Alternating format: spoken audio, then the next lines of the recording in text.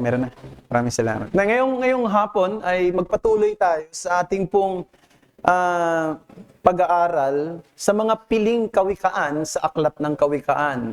Mga selected proverbs in the book of Proverbs. That is what we are doing in the afternoon service. And then, of course, in the morning service, we are doing a series in the book of Numbers. And this afternoon, I want to discuss about humility. And I will not be using one verse. I'll be citing several verses from the book of Proverbs that speaks about humility. So I have entitled this message, Humility in Proverbs. So we will be reading several passages in the book of Proverbs, and I will be reading that in the ESV. First, Proverbs chapter 3, verse 34. Toward the scorners, he is scornful, but to the humble, he gives favor. Proverbs 11:2. When pride comes, then comes disgrace, but with the humble is wisdom. Proverbs 15:33. The fear of the Lord is instruction in wisdom, and humility comes before honor. Proverbs 18:12. Before destruction, a man's heart is haughty, but humility comes before honor. Proverbs 22:4. The reward of humility and fear of the Lord is riches and honor and life. 27:2. Let another praise you, and not with your own mouth, a stranger, and not on your own lips. And then the last 29:23. One's pride will bring him low, but he who is lowly in spirit will obtain honor. Ito po ang salita ng Panginoon. Now, sino sa atin dito, ngayong hapon, ang magsasabi na humble siya o mapagpakumbaba? Pakitaas lang yung kanang kamay. Ako lang yata, tumaas. Alam nyo, ang paksa ng humility is a difficult subject to address because simply discussing it, it can give us the impression na yung nagsasalita at nangangaral patungkol sa humility ay humble. Di ba? Kasi nagsasalita ako patungkol sa humility. Siguro humble ako. O humble siya na nagsasalita. Yun ang isang mahirap na bahagi dito sa pag-uusap patungkol sa humility. Kasi may presumption tayo, di ba? Na yung nagsasalita dapat ay nakikita sa kanya kung ano yung sinasabi niya. Kaya kung nagsasalita siya patungkol sa kapakumbabaan, dapat mapagpakumbaba siya. Pero aaminin ko, mga kapatid, hindi po ako humble. No? Medyo mahirap talaga para sa akin itong bagay na ito. At katulad ng marami sa atin, gusto kong maging humble. Tulad ni Kristo. Pero aaminin ko na nahihirapan din ako sa sarili ko. Kaya maganda na pag-aralan natin ang paksang ito. Sama-sama na para ma-encourage tayo sa kahalagahan ng humility. Kaya walang pwedeng magsabi sa atin talaga kung magiging totoo lang tayo sa puso natin na humble ka eh. Meron nga ako nabasa na meron daw isang pastor na binigyan ng award sa kanilang Christian denomination, the most humble pastor in their denomination. No? At yung kanyang congregation, binigyan siya ng medalya. Nakalagay doon, most humble pastor. No? Ngayon, pero ilang linggo lang binawi sa kanya yung award na yon. Alam niyo kung bakit? Every Sunday suot niya yung medalya. No? So kitang-kita na mahirap talaga maging humble. At yun ang gusto ko ring i-clarify sa atin, that I don't claim to be an authority on humility. I am not humble actually, but I desire to walk in the path of humility tulad ng ating Panginoong Kristo. And I must confess that I often find more pride than humility in my heart. No? Mas nakikita ako na mas maraming pagmamataas, kayabangan dito sa puso ko kaysa kapakumbabaan. However, doon sa aklat ni C.J. Maheny, patungkol sa humility, pinag-aralan ito ng mga men several years ago, yung kanyang book na Humility. Sinabi niya, pride is our greatest enemy, while humility is our greatest friend. Kaya mahalaga to itong humility. Kasi, friend natin to kung ito ay meron sa atin, at yung kabaliktaran nito, yung kayabangan, pagmamataas sa sarili, kaaway natin yan. Bakit? Sapagkat ang sabi ng Biblia sa James chapter 4 verse 6, God opposes the proud, but gives grace to the humble. This shows that humility is more than just a good character trait. Ito ay resulta ng biyaya ng Diyos na kumikilos sa kanyang buhay. Kaya kung mayroong totoong humble na tao at nagsisikap na maging humble at nagnanasa na lumakad sa daan ng kapakumbabaan, ang taong yan ay kinikilos ng biyaya ng Diyos. Ito'y resulta ng biyaya ng Diyos sa kanyang buhay. It is God's divine influence on the heart that leads His children to humble themselves before Him. And therefore, brethren, I hope na sa pagtitipon natin, kanina pang umaga hanggang ngayong hapon, no, it is not a time for us to showcase our goodness. Hindi ito pagkakataon para sa atin na ipakita ang ating mga kabutihan, ang ating mga kagalingan, o humanap tayo ng papuri at paghanga ng iba, o ipagmalaki natin ang ating pagiging tapat sa pagsamba at pagsunod sa Panginoon, o ito'y pagkakataon para ma-focus doon sa ating outward appearance. Instead, we are here to humbly admit that we fall short in our walk of Christian obedience and have failed God many times. We come together para tumingin kay Kristo, maging bukas ang ating puso sa kalooban niya at hayaang hulmahin niya tayo, hubugin niya tayo tungo sa isang pagnanasa na naaayon sa kanyang gusto.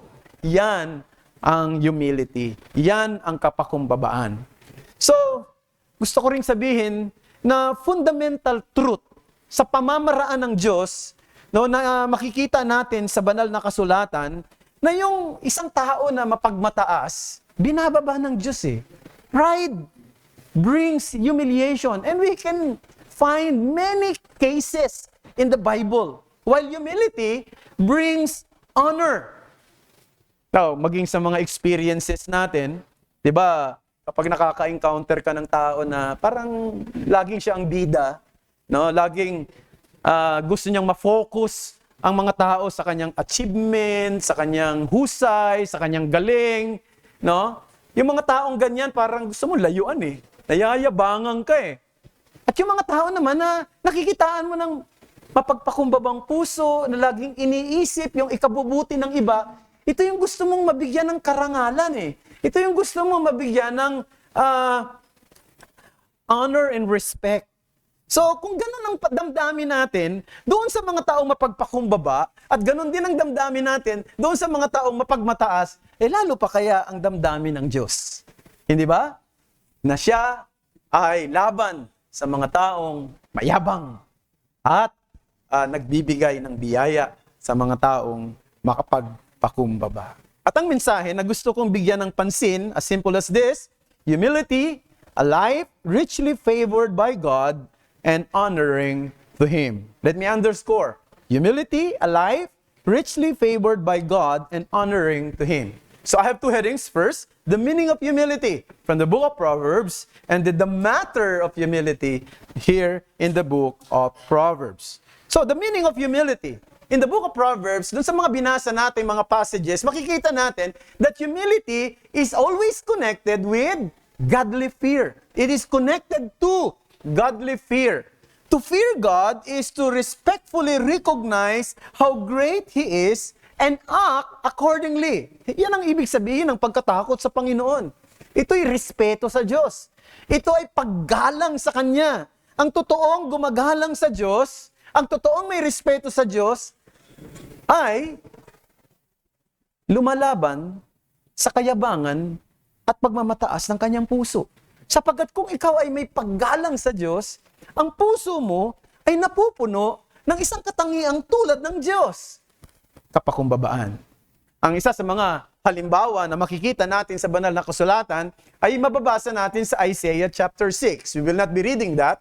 Pero alam niyo yung kwento na sabi noong panahon na si Haring Uzziah ay namatay, nakita daw ni Isaiah ang Diyos na nakaupo sa kanyang trono. High and lifted up.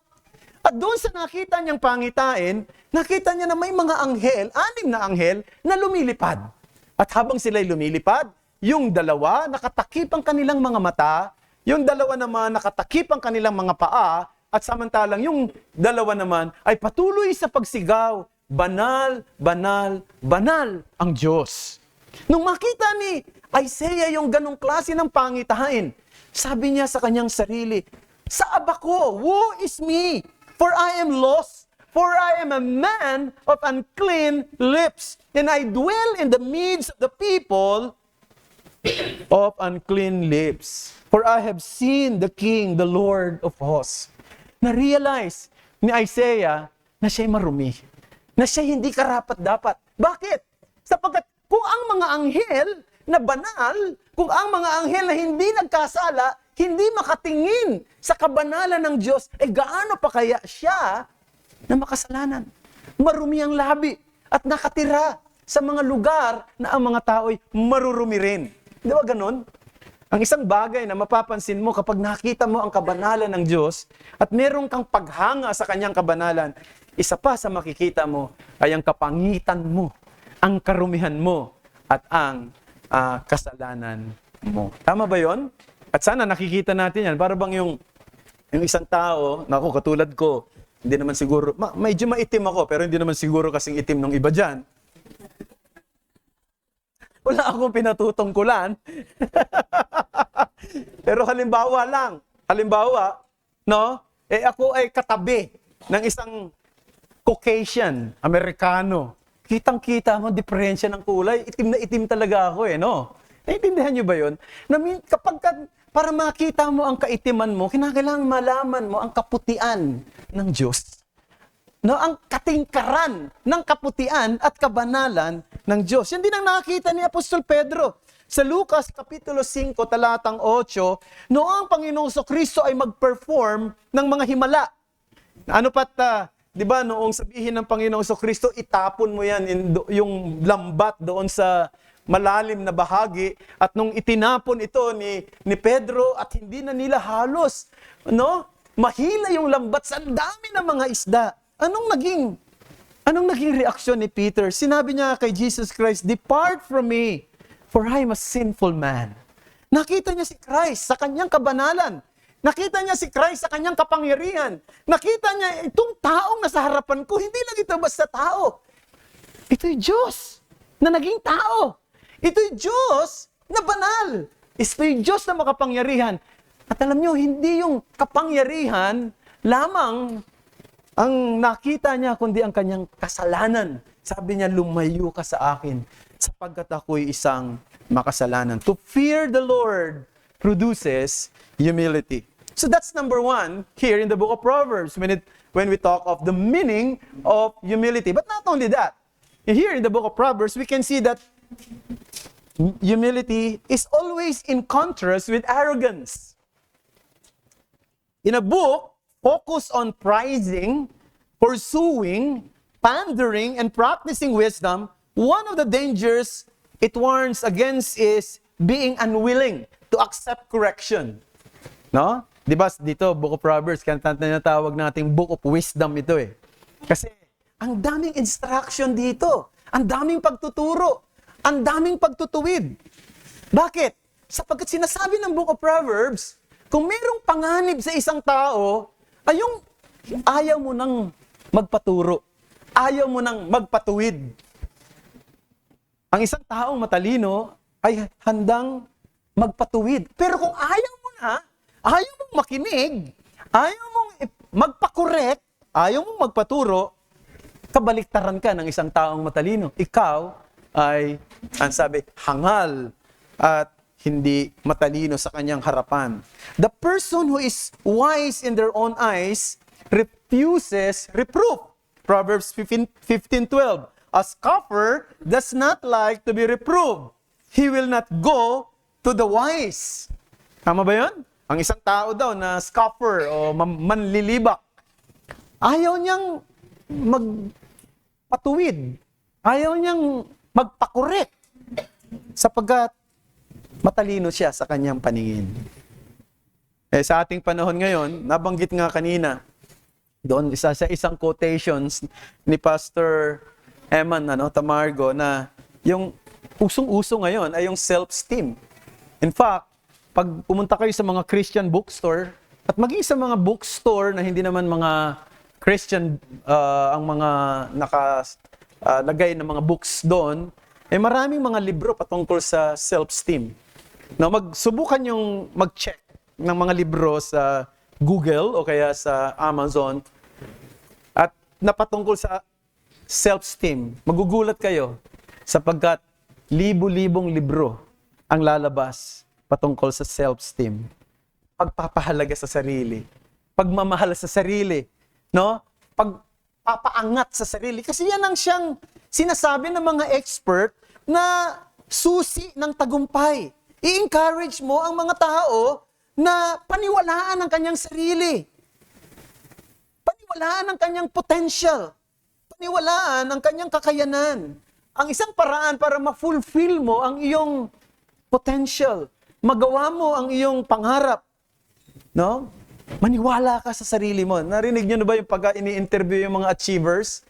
Kahit na yung mga atleta, di ba, ang sasabihin na, ano bang mensahe mo doon sa mga nangangarap na katulad mo na maging magaling na atleta, maging successful na athlete o maging successful sa kanyang larangan? Anong sinasabi nila? Just believe in yourself.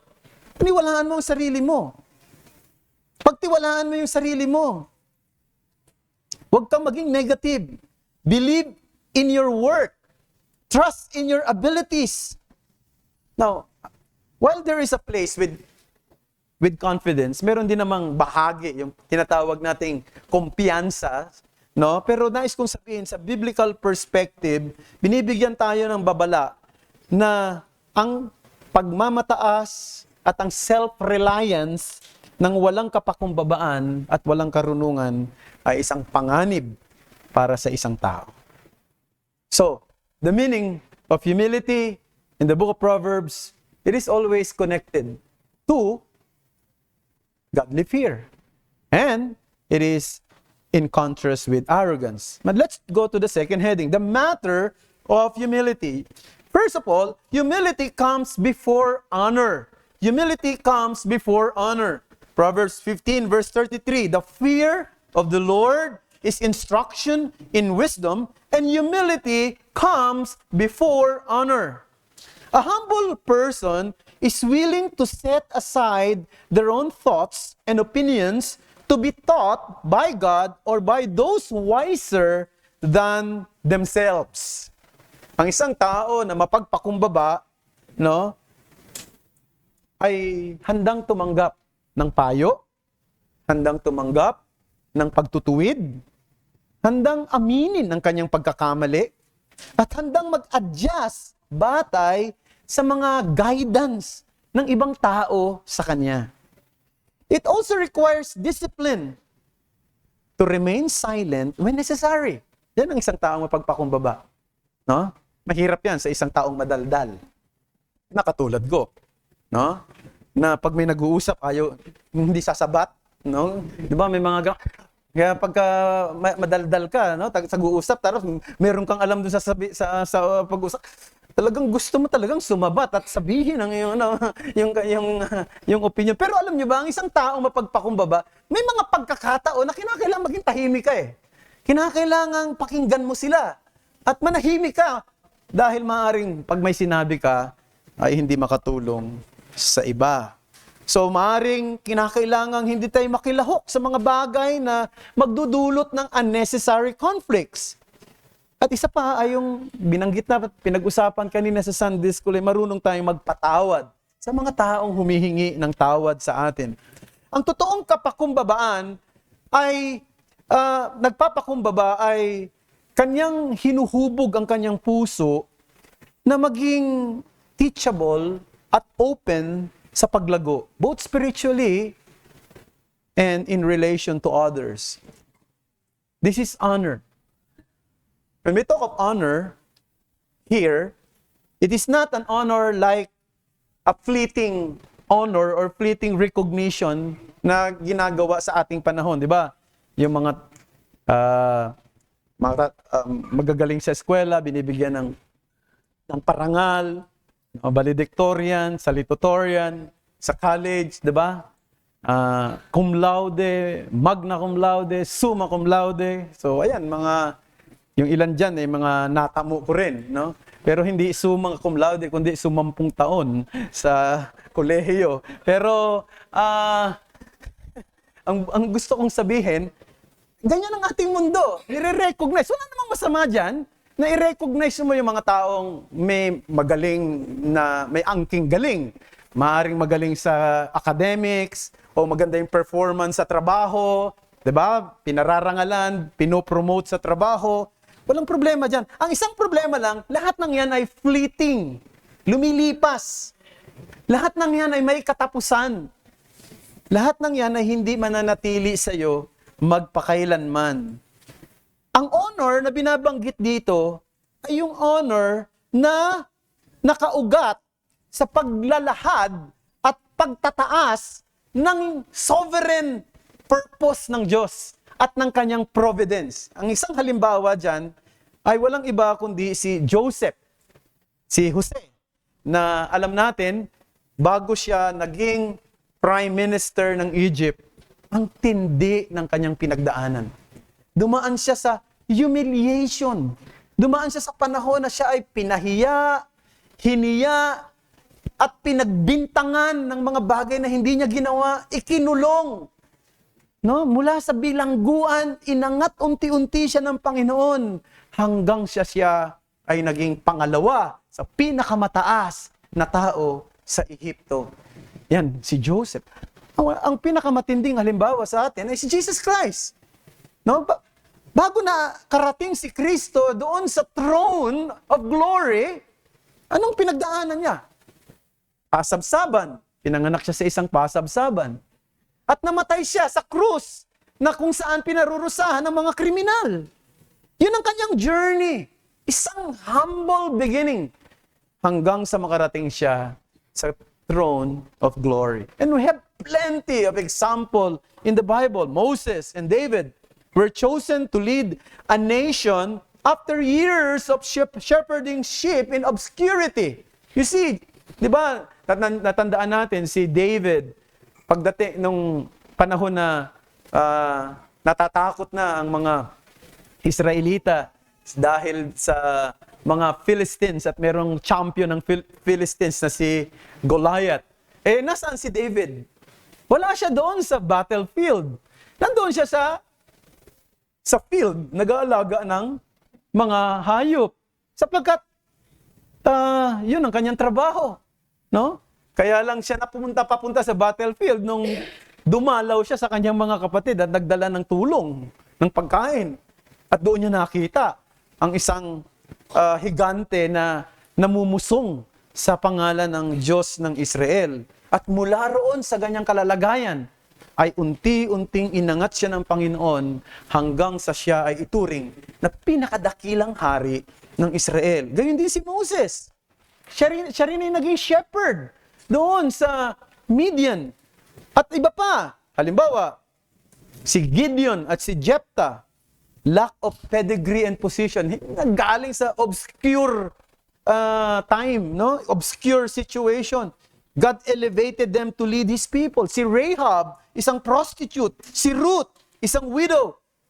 Mga foreigners na baliwala yan sa tingin ng mga Israelites ng unang panahon. And yet, both are honored in the lineage of Jesus Christ. Imagine mo, itong si Rahab, itong si, pangalan nito, itong si Ruth, nanggaling sa kanila. Yung lahi ni Christ. Si Daniel, si Esther, sino sila? Mga orphan. Kung tutuusin. Bakit? Mga bihag sila eh. Dinala sila doon sa Babylon. Pero the Lord blessed them and they were raised to a positions of influence and power. And many other people na pwede nating banggitin pa. The point is, sa gawa ng Panginoon, bago ibigay ang karangalan, dumadaan muna sa kapakumbabaan. Humility comes before honor. And this divine honor is not based on status, but on God's purpose, transforming humble beginnings into glorious ends. In short, yung honor na binabanggit dito ay honor that comes from humility is the honor that will also give glory to God. Mga karangalan na nagtataas din ng kaluwalhatian ng Diyos. Hindi ito yung honor na lumilipas. Binibigay lang ng tao. At pagkatapos makakalimutan na. O maaring maraming medalya na ilalagay mo sa iyong dingding. Pero pagkatapos ng ilang panahon, mangangalawang na at makakalimutan na. Something like that. The honor that comes from humility is the honor that will also give glory to God. But not only that, humility courts grace. Humility courts grace. Proverbs 3:34. Toward the scorners, he is scornful, but to the humble, he gives favor. Ako po'y naniniwala na si Apostol Santiago at maging si Pedro, nung kanilang banggitin yung salitang God opposes the proud but gives grace to the humble, yung idea na yung kinuha nila dito sa Proverbs chapter 3 verse 34. Ayan ang paniwala ko. At I have also checked some commentaries, yung ibang commentary walang sinabi, pero may maraming commentaries ay nagsabi at maaring dito hinalaw ni James at saka ni Peter yung idea na ang Diyos ay laban sa mga taong mayabang at nagbibigay ng biyaya sa mga mapagpakumbaba. Now, in my introduction, I told you na ang taong mapagpakumbaba ay ebidensya na may dumating na biyaya sa kanya. Ang ibig sabihin, kaya ka naging mapagpakumbaba dahil biniyayaan ka. Hindi natural na tayo ay mapagpakumbaba. Ang isang taong lumapit kay Kristo at nagpakababa kay Kristo at kinilala na si Kristo ang Panginoon niya, ay isang tao na biniyayaan ng Diyos ng pagpapakumbaba o humility. Yun ang sinabi ko kanina. Totoo yun, mga kapatid. Sapagkat walang sino man sa atin dito ay totoong may natural na pagpapakababa sa harapan ng Diyos. It takes God to change our hearts. It takes God to do some transformation or radical change upang tayo ay maging mapagpakumbaba. Pero ito pa ang isang gusto kong sabihin. Dito yung sense na ginamit dito na God opposes the proud but gives grace to the humble. Sa Proverbs 3:34, toward the scorners he is scornful, but to the humble he gives favor. Ang sinasabi rito na pinagpapala rin ng Diyos ang mga tao mapagpakumbaba na kanyang biyaya. So ulitin ko. No? Ang isang taong mapagpakumbaba ay tumanggap muna ng biyaya. Pero yung mapagpakumbaba na yun, na tumanggap ng biyaya, ay binibiyayaan pang patuloy. Ayun ang paliwanag ng isang teologo na ang pangalan ay si John Frame. Sabi niya, God gives additional gifts of grace to whom He has first given the grace of humility. God loves His people unconditionally, but He also loves them more and more in response to their obedience. The same way may be said of grace. So, ibig sabihin, ang isang tao na biniyayaan ng Diyos, kaya naging mapagpakumbaba, at ini-exercise niya itong ganitong klase ng katangian, ay patuloy na binibiyayaan ng Diyos. So, yun ang blessing na meron dito. At ano yung biyaya na yun na tinutukoy? And I want to suggest 3 things. First, it is the grace of God's attention and gaze. The grace of God's attention and grace. Isaiah 66:2. But this is the one whom I will look. He who is humble and contrite in spirit and trembles at my word.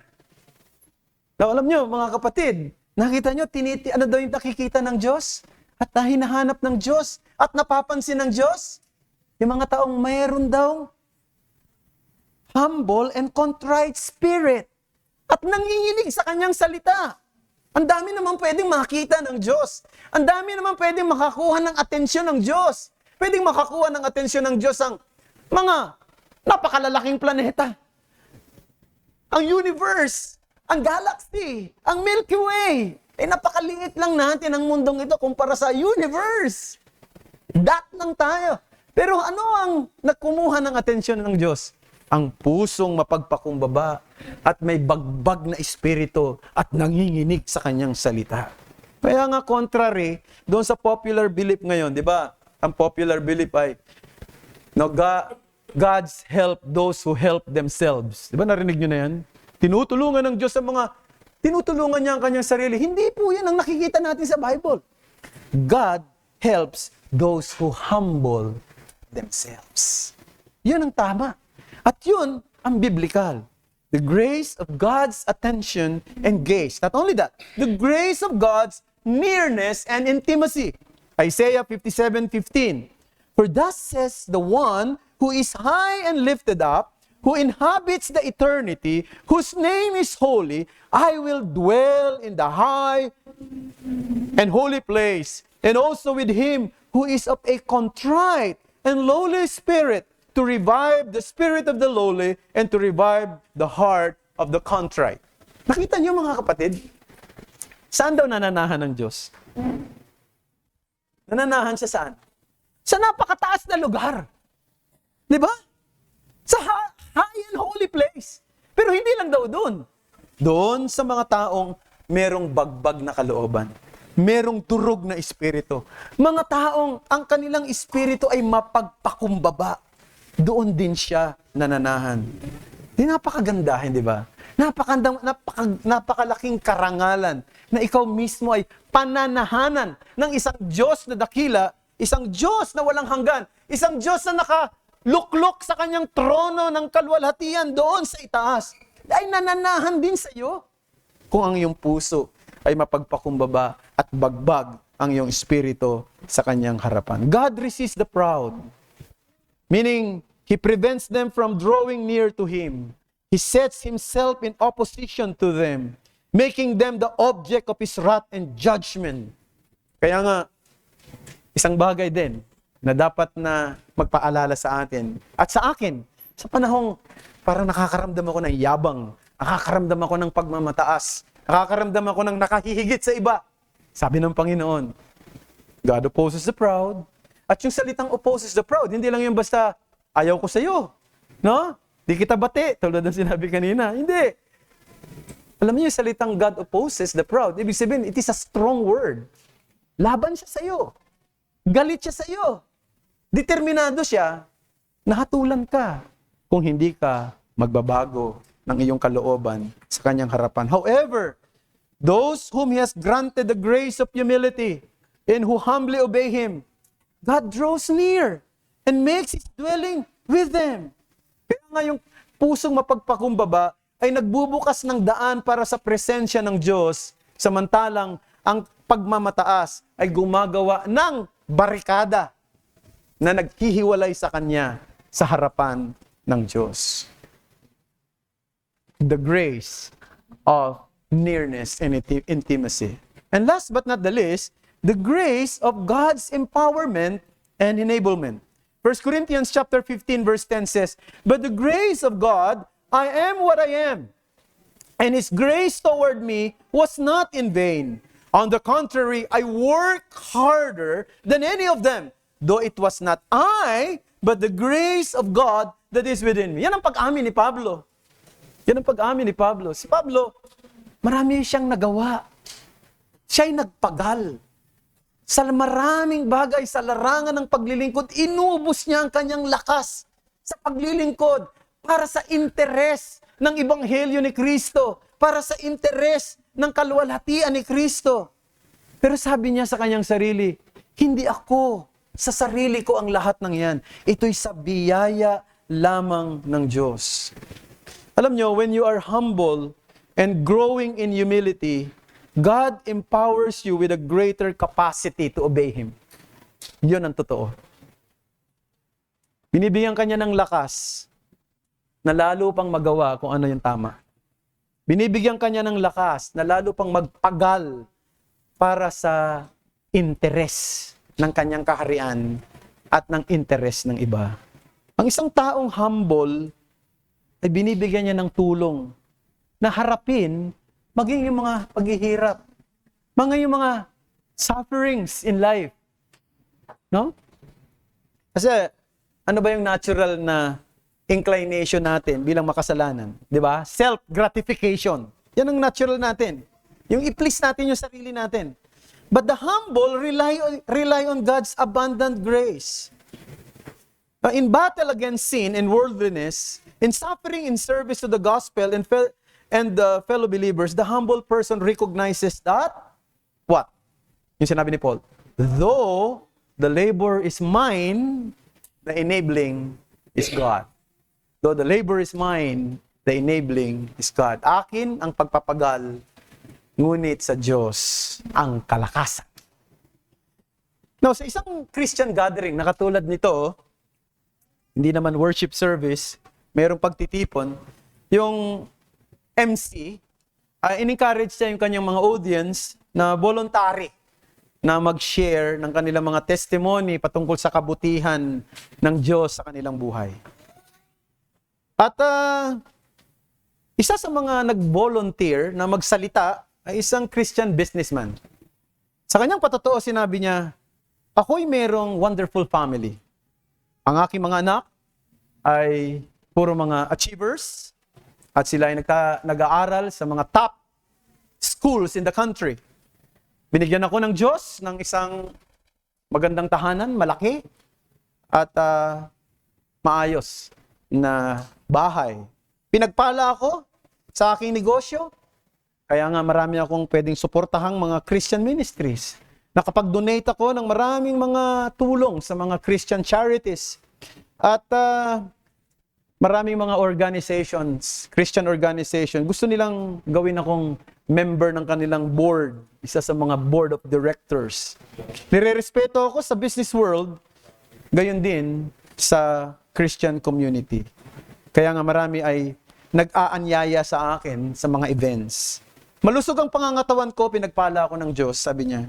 Kaya nga minsan iniisip ko, ano pa ba ang hihingin ko sa Diyos? Biglang may sumigaw doon sa likod. Hingin mo na bigyan ka ng humility. Hindi ba? Tama, mga kapatid?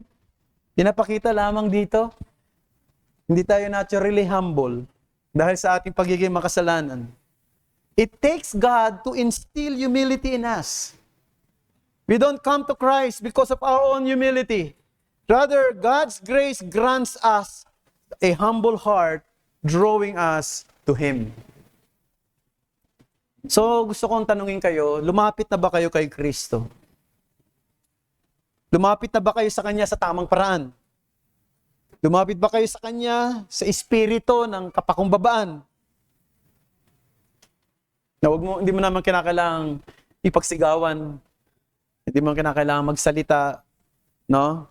Ang bawat isa sa atin, kilala natin ang ating mga puso. Alam natin ang ating kalalagayan.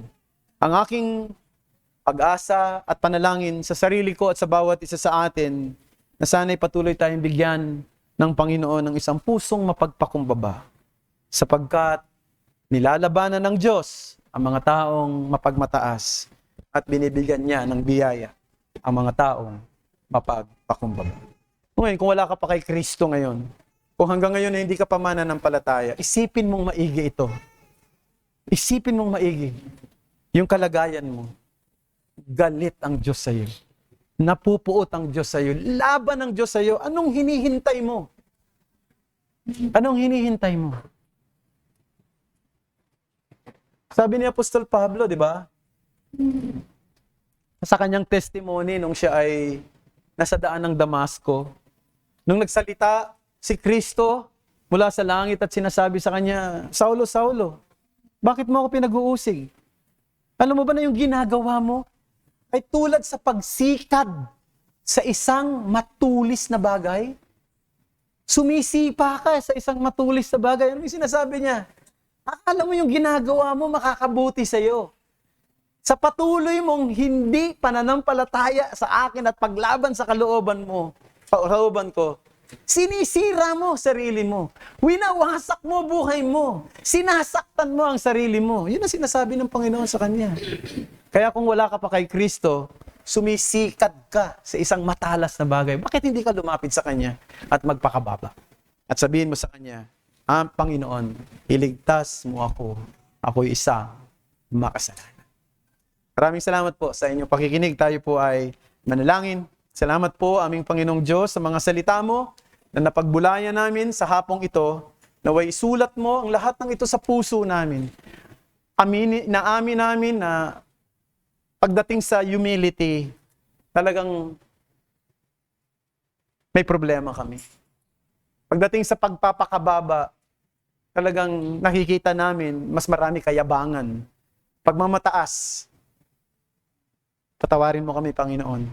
Tulungan mo na lagi naming maalala si Kristo na nagpakababa. Si Kristo na Diyos, dakila. Si Kristo na may hawak ng buhay namin. Si Kristo na siyang may likha ng lahat ng bagay na umiiral. Ay naging taong tulad namin, nagpakababa. Nagawa niya ito para sa ikabubuti namin at para sa interes ng iyong kalwalatian at ng iyong hustisya. Kaya tulungan mo kami na sa panahon na kami po ay nakakaramdam ng pagmamataas, kayabangan sa sarili namin, tulungan mo kaming tumingin kay Kristo upang bumalik at patuloy na maranasan namin ang karakter na pleasing sa iyong harapan. Yan ay ang kapakumbabaan. At hindi na ito mangyari minsan kundi patuloy habang nakikibaka kami sa mundong ito. Habang nakikibaka kami sa buhay pananampalataya at nakikibaka kami sa kasalanan na nandito sa puso namin at sa aming kapaligiran. Help us, Lord, to always look to Christ, the author and the perfecter of our faith. Thank you. We entrust you the rest of the time.